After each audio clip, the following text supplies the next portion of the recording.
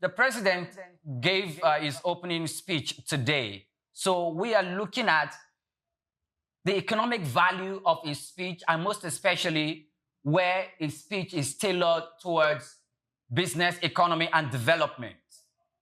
So from all the economic policy, economic reform that Mr. President actually boasted about during a nationwide address, could we say that those are as it is?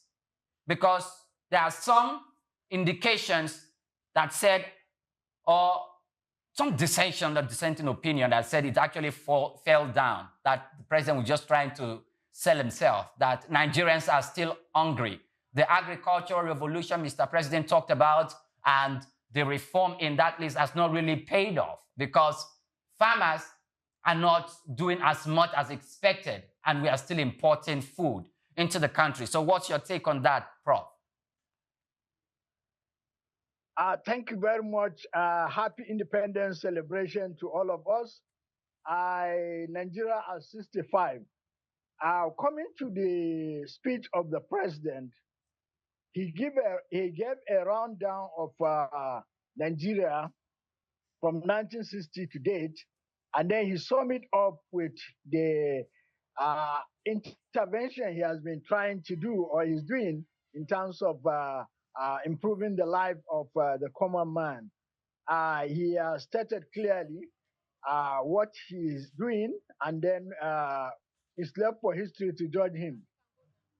But obviously, what is clearly is that in terms of the agricultural sector and also other sectors, a very good scenario that will make you understand is that the last regime in which he was a party to the last regime, he was a very key player in the last regime, closed borders. And then the result of closing the border is that Nigerians should be productive. But when he came to government, when he took over the saddle of leadership, he opened the borders, and in the course of opening the borders, he also allowed the importation of rice. So almost all the rice farmers are now in a mess. So you can clearly see that there is a disconnect between economics of figures on the table of the central bank and the reality on ground. When you go to the villages, when you go to the shanty towns, under the bridges, you go to the rural areas, you can clearly see that what the president told us today is just an opposite of what is happening at a higher level. That's at the very big level of the Nigerian economy. So obviously, I have a lot of reservation on what he said in terms of the indices, because most of the indices he gave us are just indices on the paper, but not the reality on ground. Thank you very much. Okay. Yes, looking at the realities on ground, just like you said, we know very well that economic indices and reforms trickle down slowly. That is for sure. But it starts with businesses. If businesses can't prosper, then it will get to the person working the business and those employed in the business. But we're also making the mistake of also forgetting that even farming itself is also a business. Are we having that courage from the federal to the state to the local government, where the people are most connected with these policies coming from the executives? Are we having that complete connection from the center to the state to the local government carried along in these policies and its implementation? Thank you very much. Obviously, when you look at what is happening, you agree with me, you are giving people loans. The president is busy giving people loans left, right, and center. And then what you just return it to is, what you can just summarize it is, instead of you to give me fish, why can't you teach me how to fish? That's just the summary of everything. He's operating a pseudo-capitalist society, pseudo-capitalist economy, wherein the rich will only get richer and the poor will get poorer. What do I mean by this? You say you are giving people loan, but you know that this loan is a liability because the infrastructures that is existing, that are supposed to exist in order to make this loan functional, is not functional. The roads are bad. There is no power supply, right? Even the internet, you can see since morning we've been having problem with the internet, and all of it is based on the infrastructure related to the internet service. So why can't you spend more money on making the infrastructure functional than then giving people loan? And talking about the income trickling down to the common man, obviously that is not correct, because when you give somebody an income, for example, you are paying somebody 200,000 per month as a salary, and he's spending almost 50,000 on electricity bill, spending almost 30,000 on transport, and now what has he got left to feed himself and a family of maybe one wife and one child? That's even for those who are gainfully employed. Mark you, the president did not know that majority of Nigerians who are employable are in the informal sector. And those that are in the informal sector are the ones that are facing the crutch of lack of infrastructure. Even those who are in the formal sector are also facing the same thing. With the bad roads, there is a loss of man hour because there is a lot of what you can call go slow traffic on the highway. And because of that traffic and congestion due to the bad road, you are losing man hour. And when you are losing man hour, you are losing productivity. And when you are losing productivity, then you cannot, the economy cannot grow with loss of productivity. And as such, it's a very simple economic indices that unfortunately the advisors of the president are not showing him, are not telling him.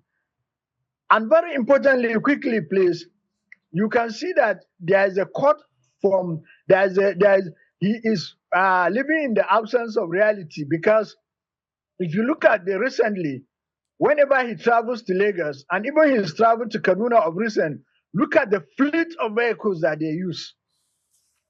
Are you saying that, Mark you, the president said he is going to slow the economy? He's going to slow the economy, reduce the purchasing power, and then widen the tax net. Professor Hamidu, that is his principle. Please. Yes, Professor Hamidu, beyond oil, which sectors like agriculture, tech, manufacturing, creative industry, which sectors, apart from oil, do you think holds the greatest potential in driving this economic turnaround? And where do you think Nigeria right now should focus on? You see, it is a very simple economics. When you are trying to grow the economy, the major driver of the economy is infrastructure.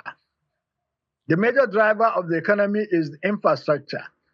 Now, if the infrastructure is not there, and then you now increase the tax rate, then how are you going to cope? How can we get production in the manufacturing sector? For example, of recent, there's a tariff regime, a new tariff regime, but at the same time, there is a new tax regime.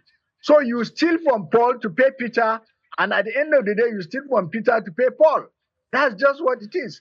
And mind you, you cannot talk about manufacturing and agriculture and the rest of them becoming very formidable without also talking about the security in the country. You have to talk about the security in the country. Every part of Nigeria is not secured. He is just moving in a fleet of security men, and as I say, he doesn't know the reality on ground. But you cannot travel anything 6 o'clock, 7 o'clock in some part of the country. You can't bear to go out. Okay, Prof. So these are some of the issues that we are saying that need to be tackled.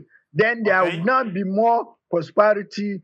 And mind you, the issue of also the GMO is also affecting the opening of the border to bring in food, and then the GMO issue is also affecting, is going to have a long-time effect on the economy of Nigeria, because obviously farmers are going to find the effect in a very few years to come, and then by that time he may not be in government, but then we are all going to suffer the consequences of ineffective policy that he's trying to bring into the country.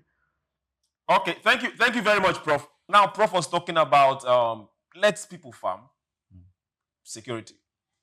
Let the infrastructure be there for manufacturing to happen. Now, these are major issues that we have to grapple with. At 65, this is where we find ourselves. Our major concern is way forward. You have tabled quite a number of complaints about some things that are not working well and how this is having an adverse effect on the economy, on the purchasing power of the man at the ebb of society, and on the economy generally. So we want to know, what is now the way forward? Thank you very much. I will suggest, first of all, the issue of corruption will have to be tackled. What I'm trying to say here is that when we say corruption, I'm not just talking about pinching the resources of the country, but also I'm talking about blocking the leakages. Blocking the leakages. For example, how rational is it for you to tell me that somebody is having 10 fleet of cars, and you know that he is not fueling those cars from his own money, from his own sweat, but rather he's fueling the cars from taxpayers' money, right? So that is what we call the leaking bucket. Somebody will pour the resources and then the bucket is leaking at the other end. And then there is no justification whatsoever for that bucket to be leaking. So the system has to be managed in such a way that we can clearly see the semblance of probity and accountability from those that are in a saddle with responsibility. Secondly, also, there must be increased access to the common man. Increased access in terms of loans, in terms of facilities, in terms of, for example, now look at the academic staff are going to go on strike. You get up one morning and you say you are giving them loan. When these people are owing you 4 months' salary, you did not talk about their 4 months' salary. You are owing somebody, and instead of you to pay him, you are talking about giving him loan. How rational is that? That's a crazy capitalist phenomena, right? Impoverishing somebody deliberately, right? So you want me to collect loan when already I'm supposed to, that money you are giving me is my own entitlement. Then obviously, apart from, I've talked about infrastructure, I've talked about accountability and governance, then I'm now going to talk about modernizing the system. What I mean by modernizing the system is that the local government laws, for example, the Supreme Court judgment is not effective. Is not effective. The local governments, I'm a professor of local government studies, all the local governments are operating as usual. They are still under the control of state governors. And so, unless politicians sacrifice their re-election and allow the local governments to operate, all the issue about local government, unless we strengthen the institutions around the local government so that they can be functional, and the state government's control over the expenditure of the local government is checked, nothing can be done. So that means if you are going to manage the system well, let it function. We are not lacking laws and regulations and the rest of them in Nigeria, but we are lacking the political will to allow people to operate within the ambit of the law because of political interference, political expediency, and the rest of them. So basically, if we are able to do some of this, thank you very much. Yes, I can hear you. Thank you very much. Your submission has been very, very intelligent, and we want to appreciate you. Now, a lot of the solutions you proffered are things we will put on paper and to be part of our policy submission. Thank you very much for being part of the Independence broadcast for today. Thank you very much. Happy Independence, Nigerians, and I hope that the people in the realm of affairs are hearing us, because unless they do something, the tax regime they are trying to bring is not a reality. How can you tax somebody? For example, now you are there sitting down, conducting your legal duties, and then you are taxed in such a way. Already there is bad road. So you have to pay more to transport yourself to the television station. Then you are now being taxed again. Then your landlord will ask you for more money again. And the money you pay the landlord, he's also going to be taxed. Right? So where are we heading to? We will definitely get it right this time. When people like you talk and everybody Thank you very talk much. and we put our hands together. Thank you very much, Prof. It's been wonderful having you here today.